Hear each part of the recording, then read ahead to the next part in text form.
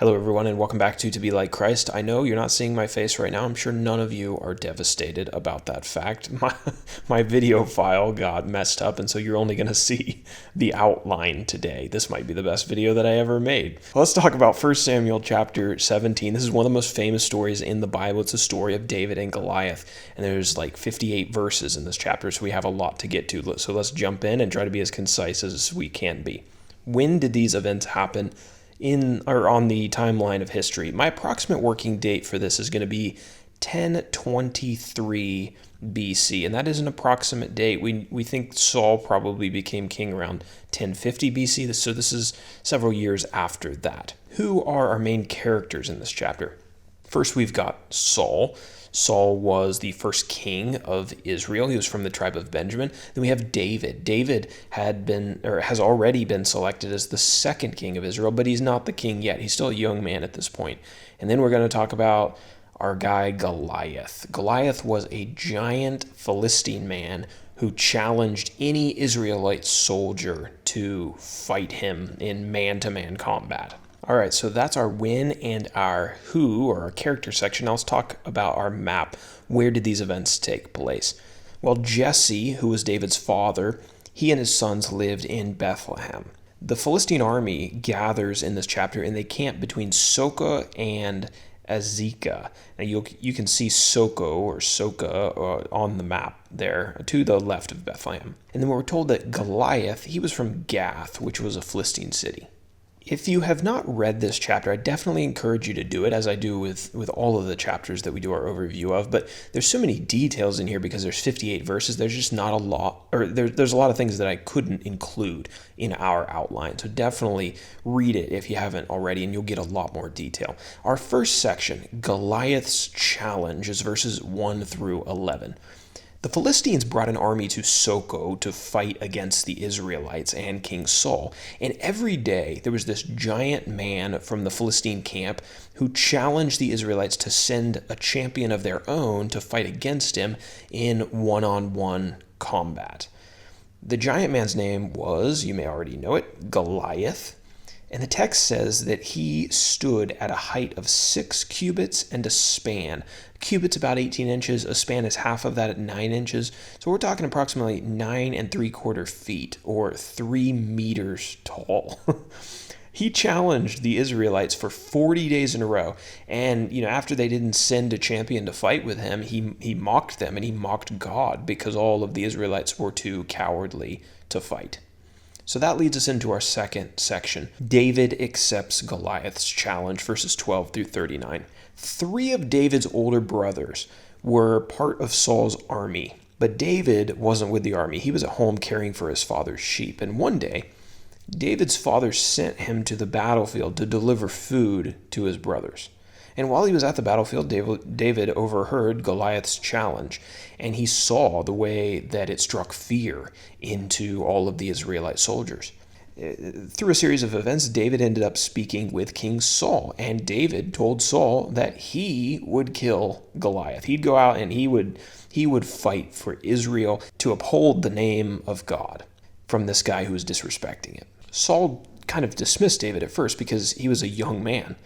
But David insisted that he had killed lions, he had killed bears when he was taking care of his father's sheep, and so this Philistine wasn't going to be a problem for him. He's quoted as saying this, quote, "Your servant has struck down both lions and bears, and this uncircumcised Philistine shall be like one of them, for he has defied the armies of the living God." So David's concerned about the disrespect that this guy's doing to the Lord and to his people, and he wants to defend God and uphold him as the one true God, much greater than these idols that the Philistines worship.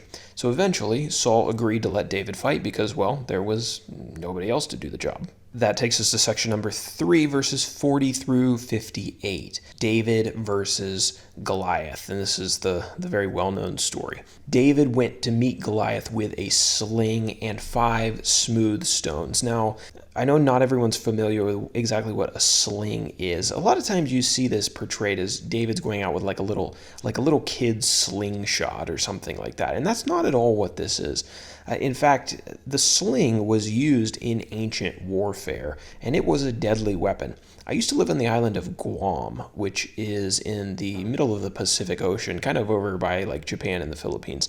And the ancient people who lived on Guam, they used to hunt game with slings.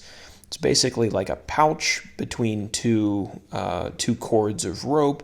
You swing it at a really fast pace and launch these stones out of these slings. And there's still people who practice it on the island today, and they can hit small targets that are like 25, 50, 100 feet away, and they can hit these things with some serious force. It would easily be enough to kill a man. And so when you think about David having a sling, like it may not have been as sophisticated as Goliath's weapons, but this was a thing that had deadly potential in the hands of a skilled user. Right. So if you ever had a chance, you can actually look up on YouTube. If you type in like Guam slingers, and there's other people who do it around the world, you can see the power that these things have, and it often brings a new perspective to this story, because we often downplay exactly what David was using in this case. But anyway, okay, back to our outline. That probably put us over 5 minutes. When Goliath saw the champion that Israel had sent, David, he disdained him, and he said this, quote, "Am I a dog that you come to me with sticks?" David responded, and this is one of the great quotes in the Bible, I think, quote, "You come to me with a sword and with a spear and with a javelin, but I come to you in the name of the Lord of hosts and the God of the armies of Israel, whom you have defied. This day the Lord will deliver you into my hand, and I will strike you down and cut off your head." So here's a young guy saying this to a 10-foot seasoned warrior. Goliath moved towards David to meet him on the battlefield, and David charged, the text says. He ran towards the battle line. He loaded a stone into his sling, and he launched it at his Philistine enemy. The rock hit Goliath in the forehead, and it was one shot and done. He fell face down onto the ground. Then David, because he didn't have a sword of his own, he took Goliath's sword and he cut off Goliath's head with his own sword. And after seeing this, the Philistine camp just scattered, and they went running back to their cities. And the Israelites chased them back to the cities of Gath and Ekron, which you can see on the map. So that is 1 Samuel 17. That's the famous story of David and Goliath, and it helps us to understand how David rose to prominence in Israel. Now, finally, for our application section, there's so many applications that you can take away from this chapter, so I just had to settle on one. And I tried to go with one that wasn't like the obvious one of like, God helps us kill our giants. You can find that one online if you want it. David gave the glory of his victory to God, even though his exceptional slinging skills were probably the result of hundreds, if not thousands of hours of practice. David could have easily attributed his victory to himself, to all the work that he had put into this skill. But what can we learn from the fact that he didn't? The fact that he said that God was going to give him this victory? Well, I think one thing that we can learn is that when we succeed at something in life because of talent, it's God who still deserves the credit. After all, you think about it, you take it back far enough. Who is it that made our brains? Who is it that made our bodies? Who is it that sustains us long enough to live to even become talented at anything? Well, it's God. And it's only by God's permission that we are allowed to be successful in the circumstances that we encounter in life. Right? So what we need to do, we need to be careful that our talents that perhaps are achieved through hard work and through discipline don't become a point of self-glorification for us. Even when we're good at something and achieve something using our talents, it's still God who deserves the credit.